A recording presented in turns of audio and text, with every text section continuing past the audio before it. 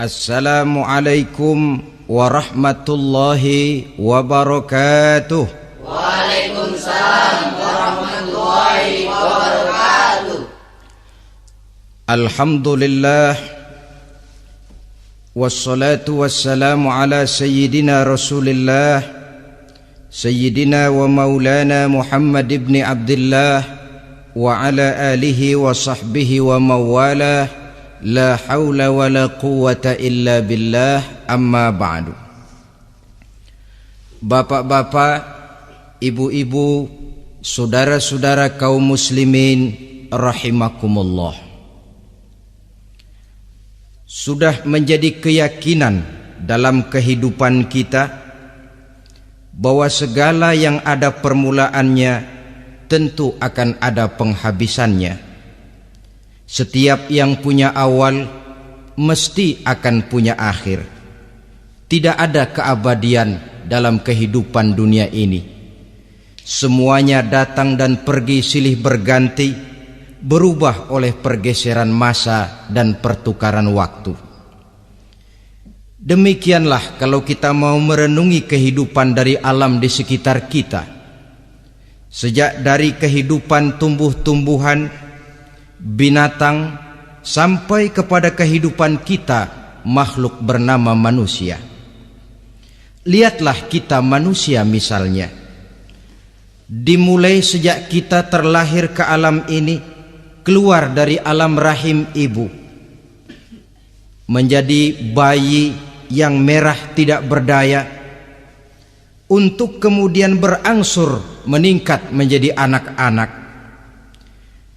Dari kehidupan anak-anak berubah lagi kita menjadi remaja dengan segala keceriaan dan kelincahannya, dan dari masa remaja naik lagi kita memasuki usia dewasa, untuk kemudian berangsur memasuki hari tua. Lalu setelah kita memasuki hari tua, sehari, seminggu, sebulan, setahun, sampailah kita kepada batas waktu yang telah ditentukan oleh Allah, yang dinamakan ajal, dan bertemulah kita dengan yang disebut maut. Ini merupakan kepastian dalam kehidupan. Kalau saja kita mau merenung perubahan-perubahan yang terjadi pada diri kita, seharusnya membuat kita insaf dan sadar. Di kala remaja kita begitu lincah, punya rambut yang hitam ikal berderai, punya lesung di pipit, punya senyum yang indah menawan setiap orang yang melihat, punya kulit yang kencang dan bersih. Manakala kita memasuki hari tua, perubahan frontal pun terjadi. Kulit mulai jadi keriput, rambut yang tadinya hitam ikal berderai mulai memutih, nikmat berkurang, gigi yang tadinya utuh dan sanggup mengunyah apa saja, satu demi satu permisi meninggalkan kita. Sangat boleh jadi dikala remaja kita senyum semua orang terpikat, dikala hari tua dengan kulit yang keriput dan gigi yang tidak ada lagi, manakala kita senyum mungkin orang bakal lari dari sekitar kita. Kemana keindahan yang tadinya begitu menawan? Kemana senyum lesung pipit yang tadinya menarik perhatian orang? Pergi meninggalkan kita, berubah oleh pergeseran masa dan pertukaran waktu. Nah, bila maut datang menjemput kita, selesailah kehidupan sampai di situ? Ternyata belum.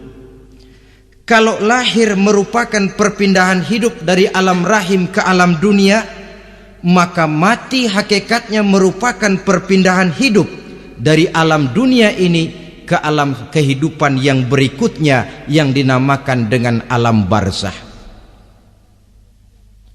Andai kata hidup cuma sekali, secara moral kita sanggup berkata, alangkah tidak adilnya Tuhan. Kenapa? Dalam kehidupan ini kan aneka ragam terjadi. Ada orang yang zolim, ada orang yang dizolimi. Ada orang yang membunuh, ada orang yang terbunuh. Ada orang yang kaya, ada orang yang miskin. Ada orang yang jujur, ada orang yang menghalalkan segala cara. Sehingga banyak ketidakadilan yang terlepas daripada pengadilan dunia. Lalu orang pun bilang, di dunia ini katanya banyak pengadilan tapi sulit keadilan. Di dunia ini mudah mencari pengadilan tapi sulit untuk mencari ketidakadilan. Andai kata hidup cuma sekali, tidak akan ada hidup sesudah hidup yang sekarang ini. Bagaimanakah nasib mereka yang lepas dari pengadilan dunia ini? Alangkah tidak adilnya Allah andai kata tidak ada kehidupan sesudah hidup yang sekarang. Tentulah akan terjadi di mana orang menghalalkan segala macam cara untuk mencapai tujuan. Yang penting kan saya kaya, yang penting kan saya punya jabatan dan kedudukan tinggi. Kalau perlu jilat atas, kalau perlu sikut kiri kanan, sikut kiri kanan, kalau perlu injak bawah, injak yang bawah. Ini prinsip daripada orang-orang komunis, dan pantas karena mereka tidak percaya kepada kiamat. Pantas karena mereka tidak percaya akan adanya kehidupan sesudah hidup yang sekarang ini. Maka saya menghimbau kepada seluruhnya, kita sudah kadung menyepakati negara ini berdasarkan Pancasila. Kita sudah kadung konsensus bahwa PKI dengan seluruh ajarannya tidak punya hak hidup di bumi Pancasila yang kita cintai ini. Maka salah satu ajaran PKI tujuan menghalalkan cara. Kita orang Indonesia yang berbudi pekerti luhur, yang punya nilai budaya tinggi, janganlah sampai mencaci PKI, membubarkan PKI, mengutuhkan PKI, tapi dalam kehidupan sehari-hari prakteknya prinsip komunis kita pakai. Apa itu? Tujuan menghalalkan cara. Asal sudah tujuan tercapai, cara apapun saja halal. Itu pandangan hidup orang yang tidak percaya kepada adanya hari akhirat. Sebagai muslim yang yakin akhirat ada, kiamat pasti akan datang. Hidup tidak cuma sekali. Maka kalau kita zalim, kalau kita berbuat aniaya, kalau kita melakukan korupsi, kalau kita merugikan orang lain, boleh jadi kita terlepas daripada pengadilan dunia. Tapi ingatlah, kita tidak akan pernah lepas dari pengadilan Allah, pengadilan Qadhi Rabbul Jalil, di mana kita akan diadili dengan seadil-adilnya, dan tidak satu perbuatan yang bersifat salah, yang bagaimanapun kecilnya, yang akan lepas dari pengadilan di akhirat itu nanti. Pantas saja kalau satu hari malaikat Jibril datang menasehati Rasulullah sallallahu alaihi wasallam, yang artinya juga menasehati kita semua. Apa kata malaikat Jibril kepada baginda Nabi? Ya Muhammad, ish ma syi'ta fa innaka mayyitun. Hai Muhammad, hiduplah semau kamu, tapi jangan lupa kamu pasti akan mati. Kalau memang dilarang tidak terlarang, dicegah tidak tercegah, kamu mau melaksanakan hidup menurut maumu sendiri, persilakan, hiduplah menurut mau dan gayamu. Tapi jangan lupa, fa innaka mayyitun, satu saat kau pasti bakal mati. Dan mati itu bukan akhir dari segalanya, dia babak baru bagi kehidupan selanjutnya. Silakan hidup menurut maumu, tapi jangan lupa kau pasti akan mati. Wa'mal ma syi'ta fa innaka majziyun bih. Kerjakan apa saja yang kamu mau. Kalau kau mau menghalalkan segala macam cara, persilahkan halalkan segala macam cara. Tapi jangan lupa kau akan mendapat balasan dari seluruh amal perbuatanmu. Wa ahbib ma syi'ta fa innaka mufariquhu, dan cintailah apa saja yang mau kau cintai. Kau cintai anak istrimu, silahkan. Kau cintai harta bendamu, tafadhal. Kau cintai tanah airmu, kau cintai pangkat dan jabatanmu, persilahkan. Tapi jangan lupa, fa innaka mufariquhu, kau pasti akan berpisah dan akan meninggalkan segala yang kau cintai itu. Apa artinya ini buat kita?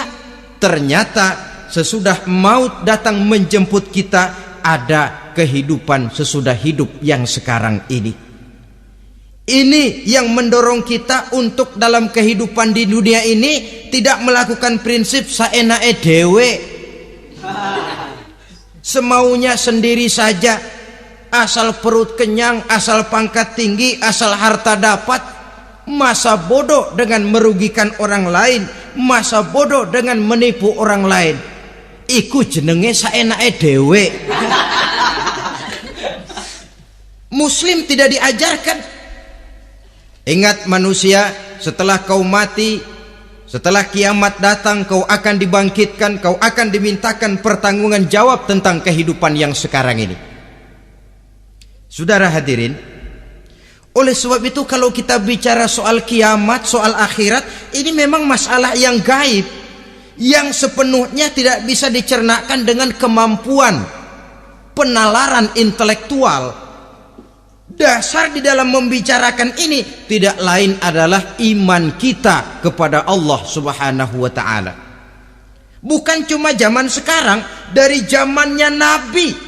Orang itu kalau sudah bicara kiamat, bicara akhirat, ada yang ragu-ragu, ada yang menolak sama sekali. Bukan dari zaman sekarang, dari zaman dulu.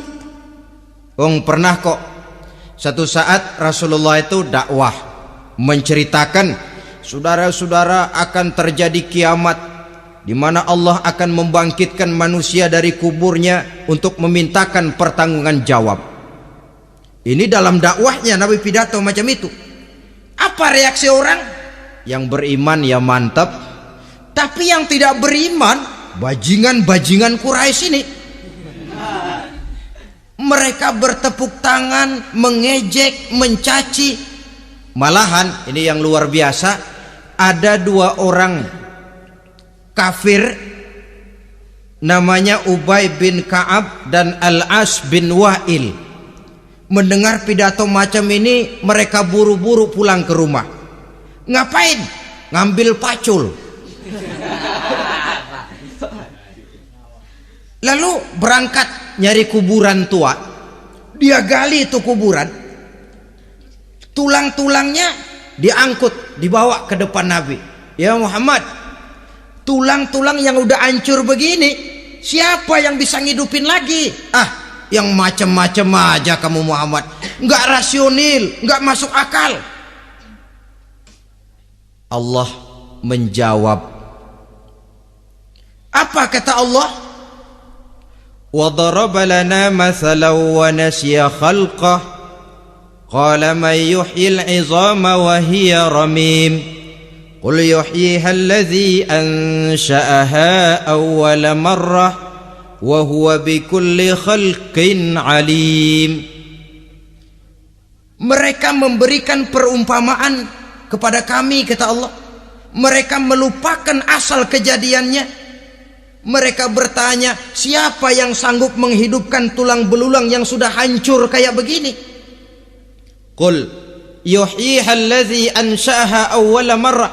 Katakan kepada mereka Muhammad, yang akan menghidupkannya adalah Dia yang telah menciptakannya pertama kali dulu. Kalau Dia sanggup menciptakan, Dia tentu lebih sanggup lagi untuk mengembalikan reproduksi ciptaan itu sebagaimana semula.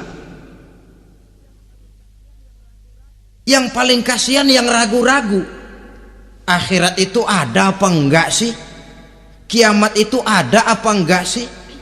Lantaran ragu-ragu, terombang-ambing dia antara harapan dan putus asa, antara kenyataan dan idealisme. Ada yang buta sama sekali 100% terhadap keadaan-keadaan sesudah mati. Perhatian mereka hanya tercurah kepada kehidupan sebelum mati. Yang mereka perhatikan siang dan malam tidak lebih daripada urusan perut. Pergi pagi, pulang sore, peras keringat, banting tulang. Cuma soal makan, soal minum, soal pakaian, soal kendaraan, soal rumah tangga, soal anak, soal istri. Yang mereka pentingkan hanya soal-soal politik misalnya, ekonomi, pembangunan dan industri. Untuk soal-soal kayak begitu giat betul, habis seluruh waktu untuk memikirkan, meningkatkan kebudayaan, politik, sosial, ekonomi. Kadang-kadang kurang tidur, kurang istirahat, berkeliaran ke sana kemari ke tempat yang jauh-jauh, sampai kadang-kadang terkena stres, penyakit darah tinggi, ginjal, lever, untuk memikirkan hal-hal yang semata-mata karena dunia saja. Lantas boleh jadi mereka mendapatkan kekayaan yang berlimpah ruah, mendapatkan kedudukan yang tinggi, nama yang semerbak, dikenal orang di barat dan di timur, di utara dan di selatan. Tetapi alangkah kecewanya mereka jikalau datang ajal menjemput nyawa, mati mereka, meninggalkan harta yang banyak, nama yang masyhur. Mereka disebut dengan jasa-jasanya. Radio memberitakan, TV menyiarkan, koran-koran memuat. Bahkan nama mereka kadang-kadang dikenang 2-3 tahun setelah wafatnya. Tetapi dalam pada itu, roh mereka merintih, mengeluh, menderita, karena dilemparkan oleh Allah ke tempat-tempat yang kotor. Penyesalan yang sudah tidak akan ada gunanya lagi. Saudara-saudara kaum muslimin rahimakumullah, oleh karena itu kehidupan akhirat bukanlah dongeng dan takhayul, bukan khurafat dan hayalan. Kehidupan akhirat, hari kiamat adalah kebenaran dan kepastian. Dalam surah Al-Hajj ayat ke-7, Allah Subhanahu wa taala menyatakan, wa anna as-sa'ata atiyatun la raiba fiha wa anna Allah yab'atsu man fil qubur, dan bahwasanya kiamat itu sesungguhnya adalah sesuatu yang pasti dan tidak ada keraguan-raguan lagi di dalamnya, dan bahwasanya Allah sungguh-sungguh akan membangkitkan manusia dari kuburnya masing-masing. Nah, kalau kita sudah yakin kiamat sesuatu yang pasti adanya, akhirat sesuatu yang pasti adanya, dari mana pembicaraan tentang kiamat ini kita mulai? Tentu dari diri kita. Marilah kita mencoba melihat proses perjalanan hidup ini sampai kita memasuki kiamat. Hadirin, tidak ada makhluk secantik manusia. Tidak percaya, pernah keragunan? Nah, saudara masuk ke kebun binatang, segala macam makhluk ada di situ. Ratusan macam jenis binatang. Bandingkan dengan saudara, kira-kira cakep mana?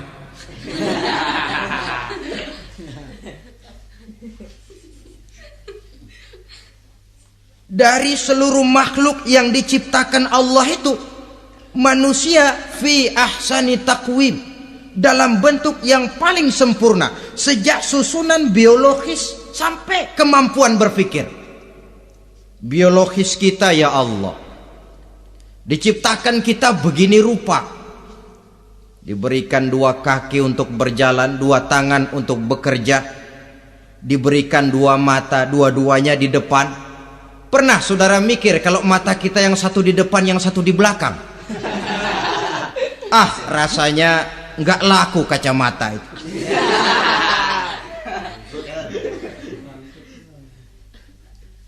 Diberikan hidung dengan 2 lubang, tahu betul Allah ke bawah lagi lubangnya. Coba pikir kalau lubang hidung kita menghadap ke atas. Aduh, kalau musim hujan repot jagain hidung. Laqad khalaqnal insana fi ahsani taqwim. Sungguh telah kami ciptakan manusia dalam bentuk kejadian yang paling sempurna ketimbang makhluk-makhluk Allah lainnya. Nah, kesempurnaan manusia ini oleh karena hidupnya terdiri dari 2 unsur pokok. Pertama unsur jasmani dan kedua unsur rohani. Jasad dan roh. Jasad yang terlihat sekarang ini, potongan saudara yang ngejedok di depan saya ini jasad saudara. Ini yang berasal dari saripati makanan yang dimakan oleh bapak ibu kita. Lalu hasil kerjasama yang baik antara ibu dengan bapak, terwujudlah kita. Kalimat langsungnya jasad ini berasal dari tanah yang tadi berubah dari bayi, remaja, dewasa, meningkat hari tua. Yang berubah itu jasmani kita. Kenapa? Karena jasmani itu materi, benda, daya tahannya terbatas. Dia berubah oleh pergeseran masa dan pertukaran waktu. Apa ada orang makin tua makin cakep? Jasmani oleh karena dia materi, dia berubah oleh pergeseran masa dan pertukaran waktu. Nah, yang menyebabkan jasmani itu bergerak karena ada roh di dalamnya. Ini yang menyebabkan kehidupan. Ini yang menjadi sumber kehidupan, pusat kesadaran dan pengertian dalam kehidupan manusia. Tanpa roh dalam diri kita, maka jasad kita, pernah lihat orang mati? Nah, itu kalau orang mati, coba perhatikan. Apanya yang kurang? Kupingnya masih ada, tapi sudah tidak sanggup mendengar. Matanya masih lengkap, tapi tidak mampu melihat. Jangankan melihat, terbuka saja tidak. Mulutnya masih ada, tapi sudah tidak bicara lagi. Telinganya cukup, tapi sudah tidak sanggup mendengar. Kakinya lengkap, tapi tidak mampu lagi berjalan. Apa penyebabnya itu? Ternyata jasmani kita, jasad ini manakala sudah ditinggalkan oleh ruh, dia tidak akan bisa berdaya apa-apa, tidak mampu berjalan, tidak pula berbuat, tidak pula bekerja apapun saja. Saudara-saudara, dua-duanya punya kebutuhan. Jasmani ada kebutuhannya, rohani pun ada kebutuhannya. Jasmani yang jelas perlu makan, perlu minum, perlu tidur, perlu pakaian dan sebagainya. Nah, apabila saat berpisah datang, ajal sampai, berpisahlah roh dan jasad. Dan itulah yang dinamakan dengan maut. Jadi apa sih mati itu? Mati adalah berpisahnya roh dengan jasad. Sebab itu Islam sangat menganjurkan kita untuk banyak-banyak mengingat mati. Bagaimana caranya mengingat mati? Pertama, mati itu kan pasti. Kira-kira yang hadir di sini ada yang nggak mati nggak kira-kira? Semuanya bakal mati kan? Berani? Berani. Sekarang mau? Saudara, sebenarnya kalau kita merenung lebih jauh, orang itu tidak perlu takut mati. Walaupun tidak boleh terlalu berani menghadapi mati. Karena bagaimanapun takutnya kita kepada mati, toh dia pasti datang. Bagaimanapun beraninya kita mati, kalau belum ajal ya tidak mati juga. Jadi muslim itu kan harus berani menghadapi hidup dan tidak takut menghadapi mati. Mati adalah sesuatu yang pasti. Muslim dianjurkan banyak-banyak mengingat mati dalam kehidupan. Caranya bagaimana? Pertama, berziarah, nengokin teman yang sakit. Ya? Ya. Suka nengokin teman yang sakit enggak? Suka. Oh, itu pahalanya kata Nabi. Menengok orang yang sedang sakit lebih afdol daripada sholat sunnah 1000 rakaat. Apa pernah saudara sembahyang sunnah sampai 1000 rakaat? Belum. Nengokin orang sakit pahalanya lebih afdol daripada itu. Kenapa menengoki orang sakit mengingatkan kita kepada mati? Iya ya, ini teman saya yang kemarin segar banget, bercanda sama saya, ketawa sama-sama, sekarang terbaring tidak berdaya, hilang kemampuannya, hilang keceriaannya, sakit. Iya kalau sembuh, kalau ajal, iya sekarang giliran dia, kalau jatuh ke saya. Lalu menghibur teman dengan kata-kata yang enak yang akan mendatangkan sugesti supaya dia cepat sembuh. Jangan nengokin orang sakit jujur. Sakit apa lu? Perut. Emang teman gua kemarin sakit begini mati nih. Wah, itu orang bisa jadi shock lantaran etika kita tidak akan sampai ke sana. Menjenguk orang sakit akan mengingatkan kita kepada mati. Apalagi ziarah kubur. Ada yang orang tuanya sudah meninggal? Nah, kalau ada, ya tidak bisa tiap hari, sekurang-kurangnya seminggu sekali. Jumat pagi misalnya ziarah kita ke kubur. Sehingga kalau kita masuk kubur kan ada etikanya. Assalamualaikum ya ahlal kubur wa inna insyaallahu bikum lahikun. Hai penduduk kubur, keselamatan bagi kamu dan kami yang masih hidup sekarang ini insyaallah pasti bakal nyusul kamu. Iya, yang kemarin gagah bener sekarang terbaring tanpa daya. Ini unggukan kuburannya. Yang kemarin ada sekarang sudah tidak ada. Kemana dia?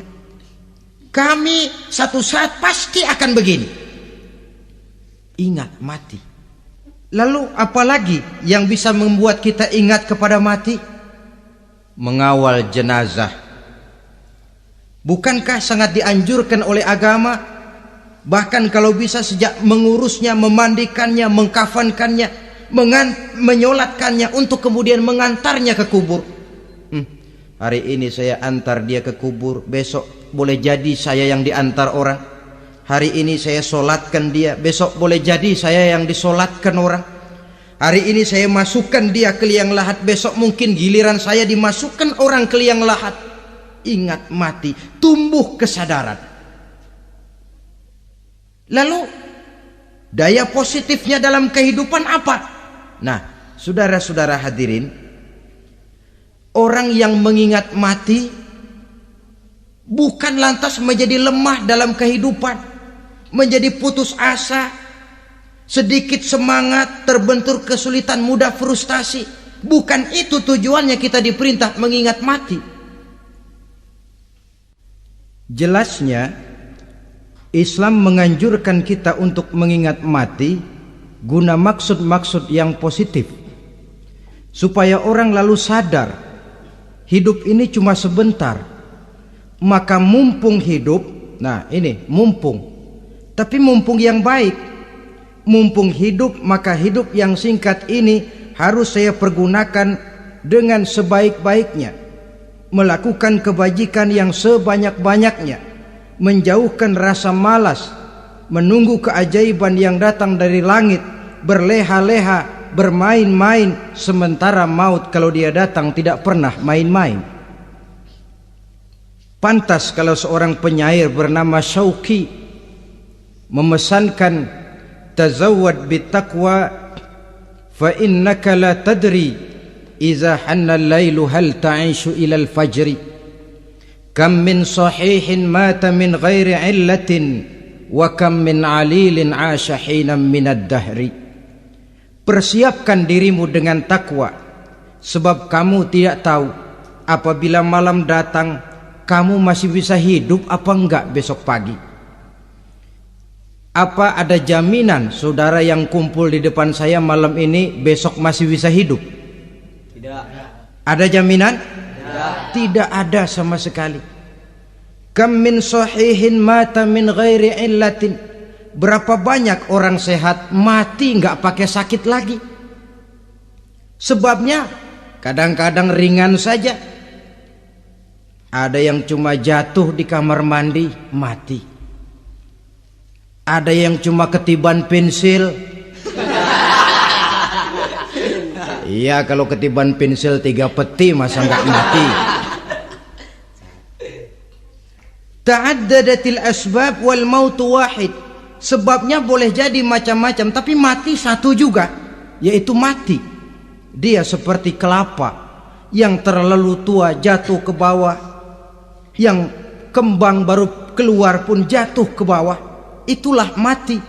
Dia datang menjemput yang bayi, dia datang mengambil yang anak-anak, dia datang juga kepada yang remaja, kepada yang dewasa, kepada yang tua sekalipun.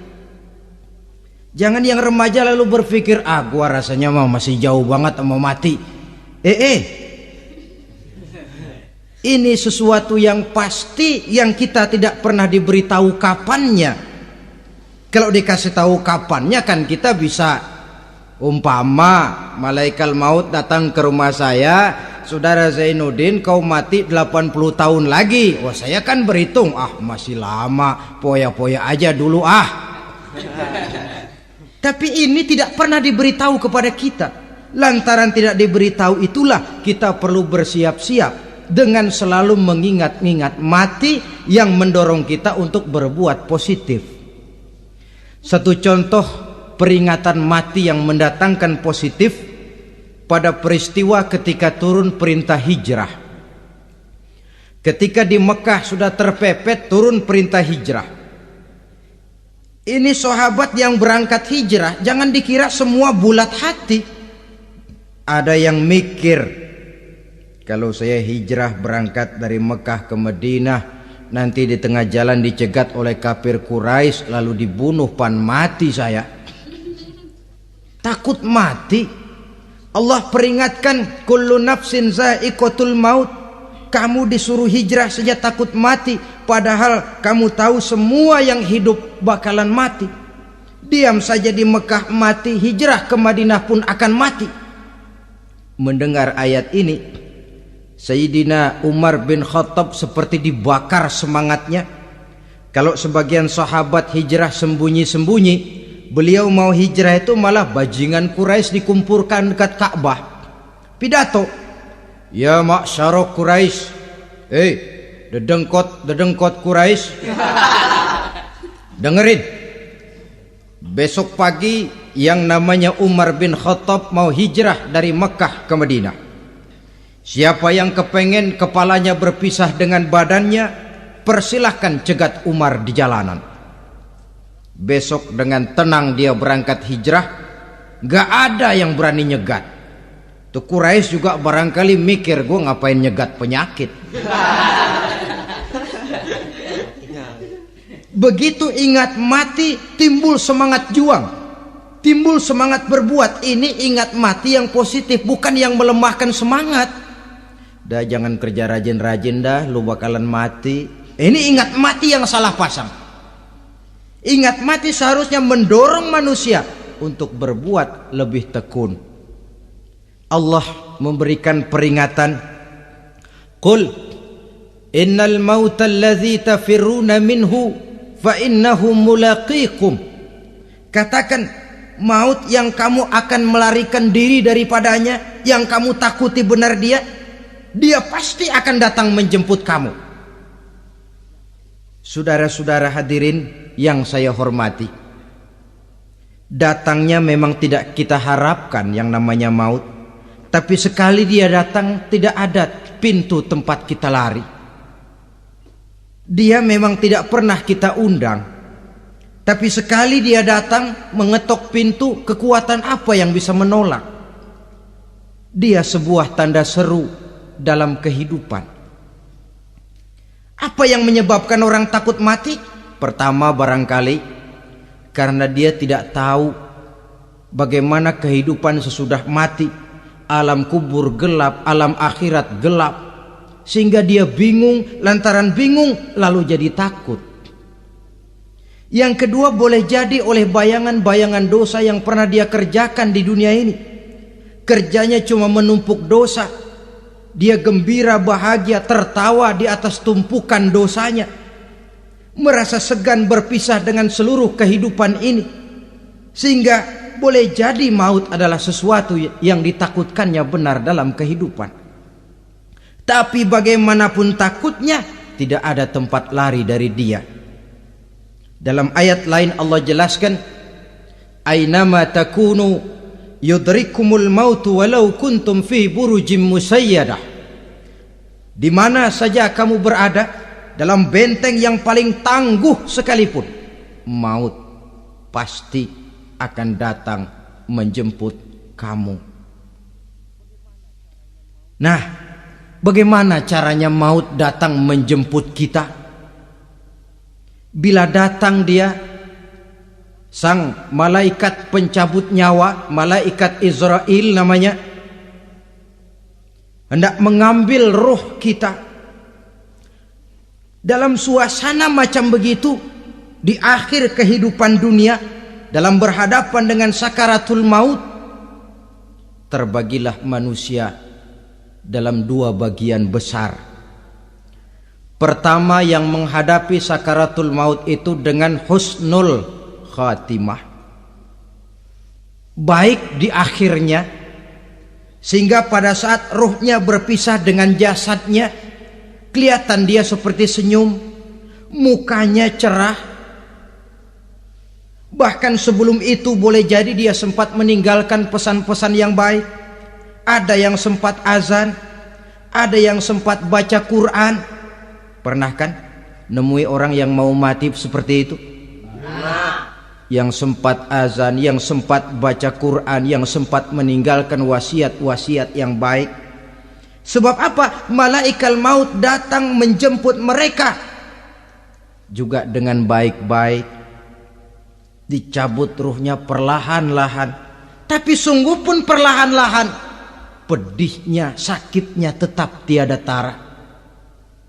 Rasulullah Sallallahu Alaihi Wasallam, dikala beliau hendak berhadapan dengan sakaratul maut, diceritakan mencelupkan tangannya ke dalam gelas berisi air, lalu mengusapkannya ke muka beliau seraya berdoa, "Ya Allah, mudahkan saya dalam menghadapi sekarat ini."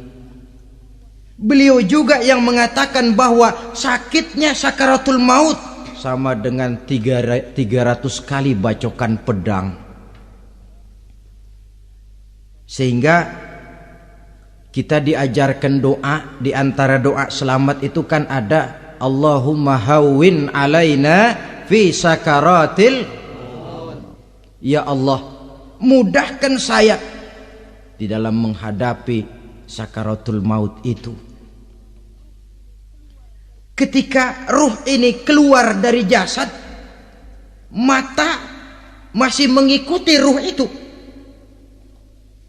Sehingga kadang-kadang ada yang matanya terbelalak dan tidak sempat ditutup, terbuka terus, mengikuti ruh itu keluar dari jasadnya. Adapun golongan kedua, manusia yang ketika berhadapan dengan sakaratul maut mendapatkan su'ul khatimah, jelek di penghabisannya. Sekaratnya sudah setengah mati, lalu jelek juga di akhirnya, mati dalam keadaan yang tidak baik, tidak terpuji. Ada yang lagi megang kartu, mati. Ada yang lagi di tempat ngadu ayam, mati. Ada yang lagi di tempat pelacuran, mati. ada yang lagi megang botol minuman keras, mati. Nih barangkali malaikat maut gemes banget nariknya, lu bajingan, lu tarik terus sama lampu. Mati su'ul khatimah. Makanya bagus itu. Kadang-kadang di majelis-majelis taklim kan sering dibaca, ya Allah biha, ya Allah biha, ya Allah bihusnil khatimah. Kan ada itu? Ada enggak? Saudara hadirin, mohon agar oleh Allah kita diberikan husnul khatimah, baik di saat ruh akan berpisah dengan jasad. Ini sesuatu yang pasti. Sang malaikat maut datang menjemput nyawa. Setelah ruh berpisah dari badan, maka tinggallah sang badan, ditangisi oleh semua yang kita tinggalkan. Sehingga kepada putrinya Fatimah, ketika malaikat maut datang hendak menjemput baginda Nabi, beliau berkata kepada anaknya, Fatimah, kamu tahu siapa yang datang? Saya tidak tahu, Bapak. Yang datang hadimul lazat. Itu dia yang menghancurkan seluruh kesenangan dunia. Wa qati'u syahwat, yang memisahkan kita dengan seluruh yang kita cintai. Dia malaikat maut, Pak. Manakala jasad sudah ditinggalkan oleh ruh, itulah yang dikerubungi orang. Anak menangis, istri menangis, orang tua bersedih, teman-teman merasa kehilangan, menangisi jasad. Diuruslah jasad kita, dimandikan sebagaimana mestinya, dikafankan dengan kain putih 3 lembar. Itu yang hendak kita bawa kembali ke tempat asal kita. Pakaian sutra, jas yang mereknya Switzerland wool, kain yang Samarinda, sepatu yang Belly atau Beltoni, jam tangan yang Rolex, kendaraan yang serba mewah, tidak ada yang menyertai kita. Kain putih 3 lembar itu saja lagi. Demi setelah dikafankan, dibujurkan kita menghadap ke arah kiblat, orang banyak pun datang menyolatkan kita dengan 4 takbir, diiringi dengan doa. Lalu upacara pelepasan, berangkat kita meninggalkan anak, istri, suami, kampung halaman, tanah air, bahkan alam dunia ini. Selamat tinggal alam dan seluruh isinya. Tinggallah yang tinggal. Saya akan kembali ke tempat asal dari mana saya datang, untuk kembali mempertanggungjawabkan seluruh perbuatan saya dalam kehidupan ini. Manakala upacara pelepasan selesailah sudah, dimasukkan kita ke keranda jenazah, digotong orang, bismillah wa ala millati rasulillah, dibawa ke tempat peristirahatan terakhir katanya. Padahal dulu kalau mau kita istirahat, ke villa lah kita, ke Bali lah kita, ke Hong Kong lah kita, ke tempat-tempat tamasya yang indah. Oh, rupanya akan sampai juga perjalanan menuju tempat peristirahatan terakhir, yang luasnya tidak akan lebih dari 2 kali 1 meter. Diusung orang kita, diantarkan orang banyak. Manakala sampai ke atas liang lahat, pengusung jenazah dibuka, diturunkan kita ke liang lahat, dibaringkan. Gumpalan tanah akan jadi bantal kita. Muka dibuka, dihadapkan ke arah kiblat. Setelah itu ditutup liang lahat kita dengan kayu. Masih belum kurang, diuruk dengan tanah. Yang menguruk orang-orang yang tadinya mencintai kita, menyayangi kita. Tapi ketika jasad sudah ditinggalkan ruh, habis rupanya cintanya. Coba jasad kalau sudah ditinggalkan ruh, 3 hari aja di rumah, serem. Ya mayit, siapa yang betah nemenin mayit?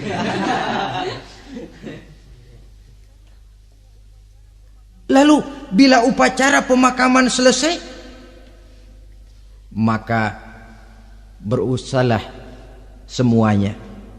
Para pengantar akan kembali ke rumahnya masing-masing. Maka masuk kita ke alam kehidupan, yaitu yang disebut alam barzakh atau alam kubur. Apa selesai hidup sampai di situ? Tidak. Hanya beberapa langkah setelah yang mengantar kita pulang. Diriwayatkan dalam hadis Bukhari dan Muslim, bila seseorang sudah diletakkan di kuburnya lalu yang mengantar kembali pulang, maka roh si mayit akan dapat mendengar bunyi terompah orang yang pulang itu. Bunyi terompahnya terdengar. Datang dua malaikat menanyakan dia dengan pertanyaan-pertanyaan yang kalau bisa dijawab dengan betul, dua malaikat yang bernama Munkar Nakir akan bilang, jawabanmu betul, tenanglah kau di sini, naumatal arus, tidurlah kau di sini seperti tidurnya pengantin. Orang yang baik-baik di alam kuburnya akan mendapat nikmat kubur. Sehingga masa penantian yang lama, sebab jangan lupa kita masuk ke kubur itu kan menunggu sampai datangnya hari kiamat. Jadi kalau kiamat umpama masih 1000 tahun lagi, ya 1000 tahun kita menunggu. Orang yang baik-baik penantian di alam kubur, kata malaikat, naumatal arus, tidurlah kamu seperti tidurnya pengantin. Bagaimana sih tidurnya pengantin? Nggak berasa. Iya, kata anak sekarang, endah aja udah. Begitu mendusin pagi, kata lakinya, malam sebentar bener ya Neng. Sebentar betul katanya malam. Iya tentu saja tidak terasa. Kenapa? Dia tidak pernah memikirkan waktu. Terbawa oleh kenikmatan dan kelezatan yang dirasakannya dalam kehidupan.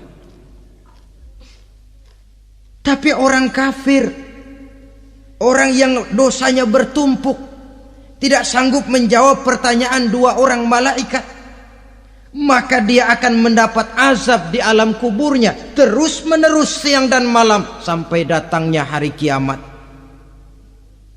Ibarat maling ayam ketangkep, belum masuk pengadilan udah digebugin duluan. Kan begitu kan? Ada maling ayam nggak di sini? Itu yang nyaut tadi pengalaman itu.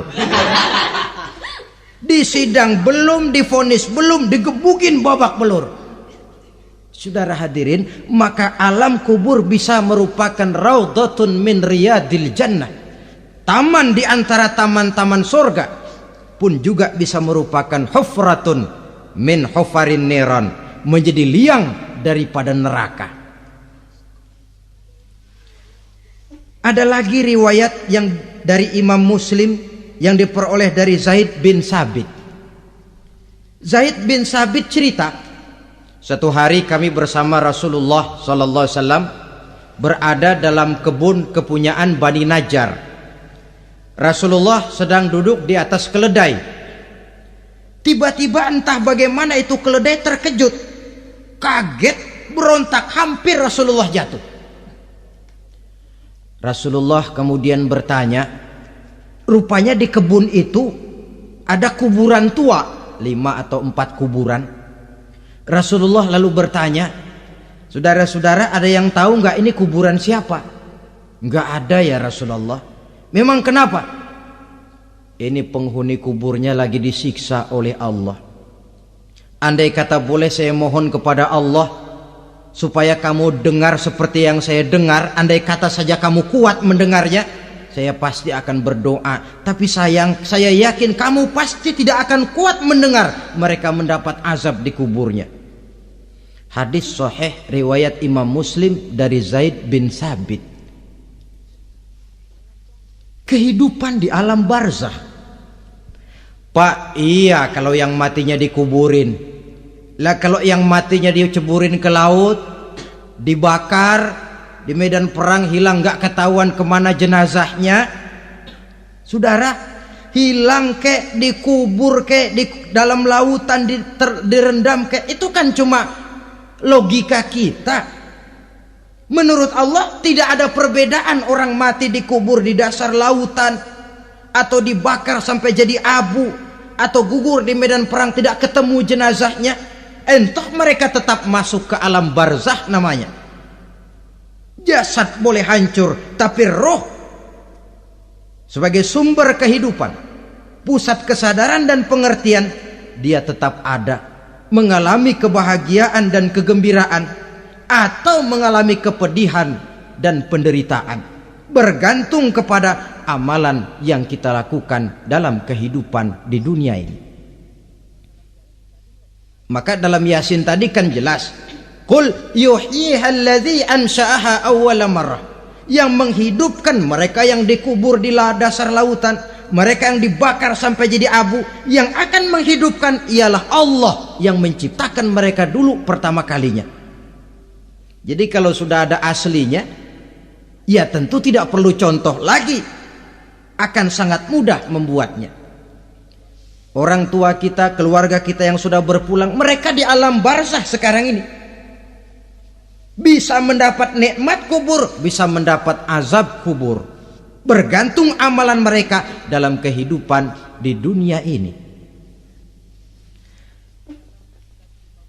Dalam Musnad Imam Ahmad dan Sahih Abi Hatim malah ada tambahan riwayat, orang yang banyak kebajikannya di dunia, amalannya akan datang menemani dia. Sholatnya dekat kepalanya, puasa sebelah kanan, zakat sebelah kiri, menghibur dia. Malahan dikatakan berbentuk orang yang cantik menemani dia di alam kuburnya. Aneh, dia tanya, man anta lam ara fid dunya ajmal minka, siapa kamu? Di dunia ini belum pernah saya melihat orang secantik kamu. Dia jawab, ana amaluka soleh, saya adalah amalmu yang soleh yang kau kerjakan waktu di dunia. Saya sekarang diperintahkan untuk menemani kamu di sini. Alhamdulillah. Sedangkan amalnya yang jahat akan datang dalam bentuk yang menyeramkan menemani dia di sana.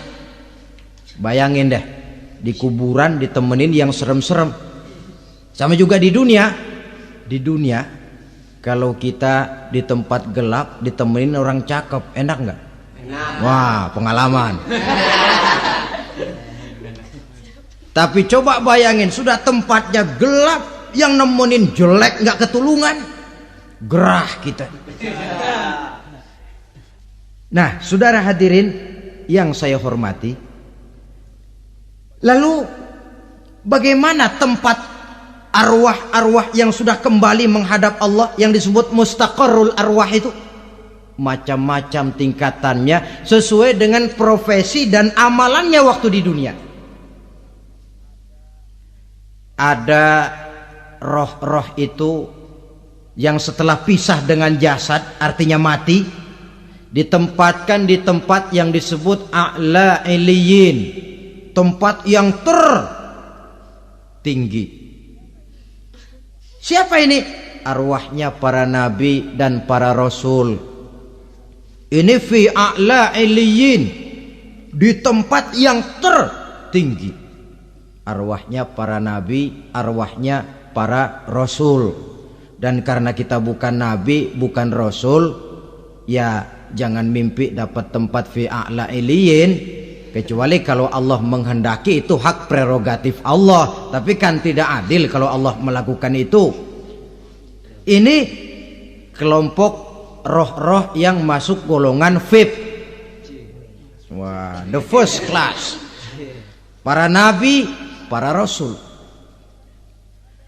Lalu ada pula roh-roh itu yang setelah pisah dengan jasadnya diumpamakan seperti burung-burung hijau yang berterbangan di perkebun-kebunan surga. Roh siapa mereka ini? Rohnya para syuhada, orang-orang yang mati syahid gugur membela agama. Nah, ini bedanya orang mati syahid dengan pahlawan, ya. Apa bedanya syuhada dengan pahlawan? Kalau syuhada, orang yang gugur membela agama, niatnya karena Allah, mati syahid. Kalau pahlawan, orang yang gugur membela negara, orang yang dianggap berjasa kepada pemerintah. Klimaksnya, kalau orang mati syahid jelas surga, tapi pahlawan belum tentu surga. Kenapa? Bergantung kepada negara macam apa yang dibelanya dan pemerintah model mana yang dibelanya. Di negara-negara komunis misalnya, banyak nggak pahlawan? Banyak. Dengan sekian tanda jasa yang mati di medan perang dan sebagainya. Kira-kira pahlawan komunis masuk surga enggak? Tidak. Ya, kalau pahlawan komunis masuk surga, kita enggak kebagian kapling di surga barangkali. Inilah bedanya pahlawan dengan orang mati syahid. Kemudian ada pula roh itu yang tertahan di pintu surga. Tertahan di pintu surga. Ini seperti tadi, orang yang mati syahid tapi masih ada kaitan di dunia. Rasulullah pernah ditanya orang, "Ya Rasul, kalau saya maju ke medan perang bela agama, mati syahid, apa saya masuk surga?" "Iya, masuk surga." Kecuali kata Nabi, kalau masih punya utang. Nah, tertahan di pintu surga. Ada pula roh itu yang tertahan di alam kuburnya. Ini umumnya seperti tadi itu. Ada mempunyai dosa, mempunyai kesalahan, sehingga merasakan azab kubur. Ada juga roh itu yang tertahan di permukaan bumi. Mereka yang dalam hidup selalu menumpuk dosa-dosa yang besar, meninggal sebelum keburu untuk bertaubat. Saudara hadirin yang saya hormati, inilah yang kita khawatirkan. Sebab jikalau pada saat roh sudah datang, jikalau saatnya roh datang berpisah dengan jasad, menemukan sakaratul maut, saat itu taubat sudah tidak akan ada gunanya lagi. Masuk ke alam kubur, mendapat azab kubur sampai datangnya hari kiamat. Berapa lama di alam kubur ini? Menunggulah kita sampai datang saatnya kiamat. Nah, saudara-saudara, apa tanda-tanda hari kiamat? Kapan dia akan datang? Bagaimana hal ihwal manusia pada saat terjadi kiamat? Bagaimana alam ini? Bagaimana perhitungan di padang mahsyar? Insya Allah akan saya ungkapkan pada bagian kedua dari ceramah ini. Insya Allah kita akan lanjutkan pembicaraan ini sampai kepada terminal paling akhir, surga dan neraka. Inilah saja pertemuan kita pada kesempatan kali ini. Terima kasih banyak atas segala perhatian. Mohon maaf atas segala kekurangan. Wabillahi taufiq wal hidayah. Wassalamualaikum warahmatullahi wabarakatuh. Waalaikumsalam warahmatullahi wabarakatuh.